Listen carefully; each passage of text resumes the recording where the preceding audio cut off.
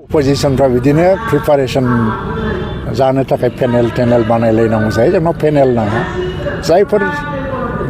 गेलेनो थाखाय लुबैदों बिसोर गासिबो कम्पिटेन्ट एबाथ' जोङो कम्पिटेन्सिखौ नायगोन हानायमानि माने जायफ्रानाखि खुंथायावबो एसे आइडिया दङ जायफ्रानाखि भारतनि संबिजितखौ मोजाङै फर बुंनो हायो जायफ्रानाखि भारतनि आयेनफोरनि सायाव गियान दङ जायफ्रानाखि सामाजिक लेभेलाव समाजनि मोजांनि थाखाय खामानि मावनायनि मोनसे एक्सपिरियेन्सबो दङ आरो हानजाजों गोबाव समनिफ्रायनो लोब्बा थाबोनाय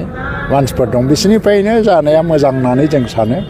ओंखायनो जोङो नाबो सानसे साननैनि गेजेरावनो बेखौ फोसावहैगोन आरो जोंखौ लानानै बारा खर' सानो नाङा खारन जोंनाव रेडिमेड फिल्ड दङ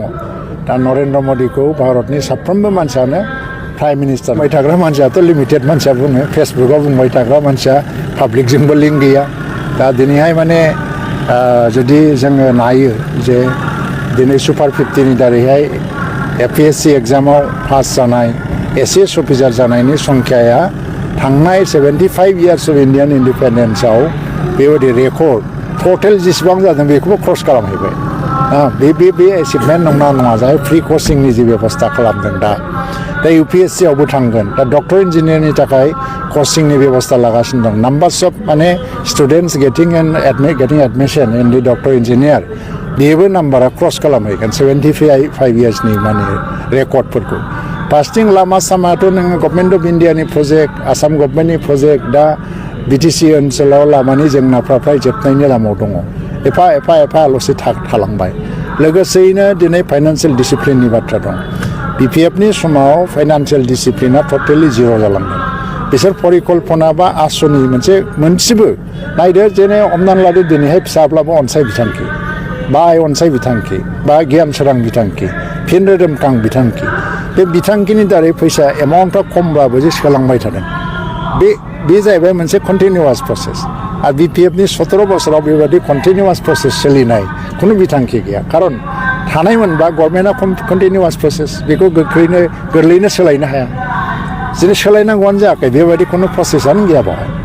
दा दिनैहाय आसाम गभर्नमेन्टआ अरुण'दय लादों नेक्स्ट गोदान गभर्नमेन्ट फैयोबा बेखौ जुदि बन्द खालामनांगौबा केबिनेट डिसिसन नांगोन नोङो एसेम्ब्लियाव पास जानांगौ जागोन अरुण'दयल' नङा दस्रा स्किमफोरखौबो खिन्थु केन्सेल खालामनो थाखायबोथ' स्किमा थानांगोन नङा होमबा बिदि स्किमखौबो जों मोनाखै केन्सेल खालामनो नागिरनांबो मोनाखै जोङो दानि काउन्सिलाव हाग्रामाया मा स्किम स्टार्ट खालामलाङामोन थ' बेयो मोनसे मा होनो बिदिखौ माने आन्डारस्टेन्डिं लेभेलाव माने एखेबारे टेम्परारि बेसिसाव खामानिफोरखौ मावलांदों बिसोरो खुनु पार्मानेन्ट मोनसे मोजां आसनि बिसोर स्टार्ट खालामलाङासै थ' जायनि थाखाय दिनै डेभेलपमेन्टफ्रा गैया जादों मेडिकेल कलेज जों मोनबाय गंनै मेडिकेल कलेज मोनबाय जों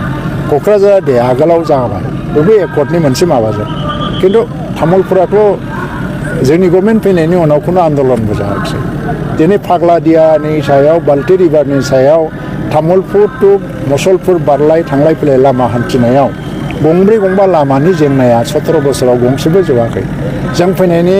उनावहाय बाहाय गंब्रै लामा माने बिल्डिं जाबाय मा होनो ब्रिज जाबाय बे ब्रिजनि थाखाय दिनै मुसलपुर टु तामुलपुरनि थांलाय फैलाय हान्था मेलानि राहाया ओरैबायदि जोबलांबाय दा जोङो आलादा आलादा साननायफ्रानो जोबलांलायबाय दा जोंनिहाय प्रत्येकटा MLA समस्तियाव आसाम माला हाबदों आसाम माला माने गिदिर लामा कौटि थाखानि आंनि बाक्सानि साफागुरि समस्तियावबो बरमा ओरैहाय मुसलपुरनि कासिसिम फ्राय 24 किल'मिटार लामा आसाम माला टु लेन माने गुवार आरो थ' बेबायदि लामा हाबगासिनो दं बरमानिफ्राय तामुलपुरसिम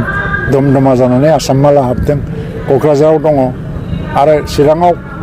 मैया दाखालिसो SPCLनि मोनसे फाउन्डेसन जाफैबाय दा गासै जिनिसफोरखौ नायोबा मोनसे सिस्टेमेटिक डेभेलपमेन्टआ दासो जादों फाइनान्सियेल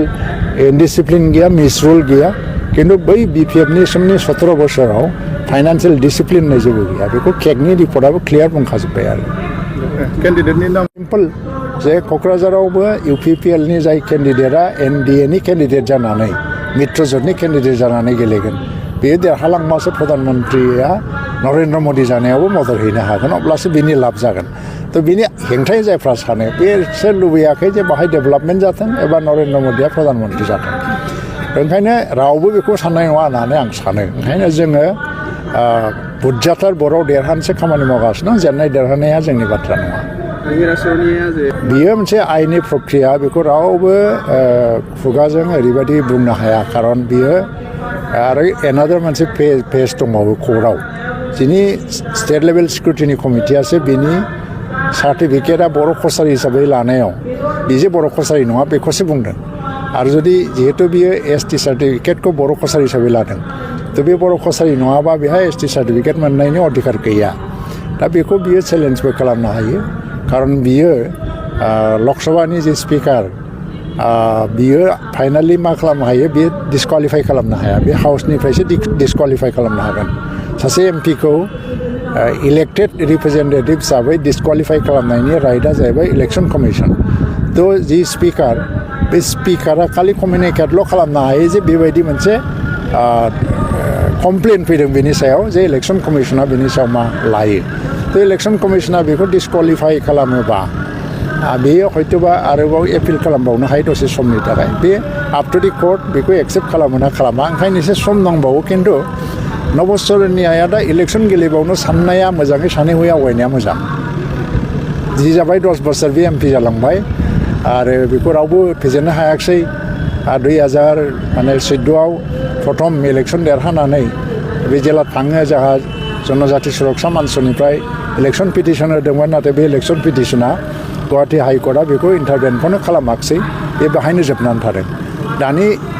सार्टिफिकेट केन्सेल जानाया बै केसजों जेबो लिंक गैया बै केसखौ देरहादों होननानै रावबो बुंनो हाया बै केसआ बैयावनो जोबदों बेनि उनावहायसो एसएलएससियाव स्टेटनि एसएलएससि स्क्रुटिनि माने कमिटियाव कमप्लेन होनानै स्क्रुटिनि कमिटिया हाइकर्टआ माने मोनसे अर्डार होदों जे स्क्रुटिनि कमिटिया थाबैनो मानो स्क्रुटिनि खालामाखै दाबो बे स्क्रुटिनियावसो बे नुजादों आरो दा बेवहाय मोनसे लिगेल प्रसेस दंबावो आं सानो खिन्थु बेहा मोनसे प्रब्लेम फेस जागोन बे जुदि गेलेनो ओंखारबावोबा तो बेखायनो बियो सानै हयै आवगायनाया मोजां आं जेबो गोरायै जेबो बाथ्रा बुङा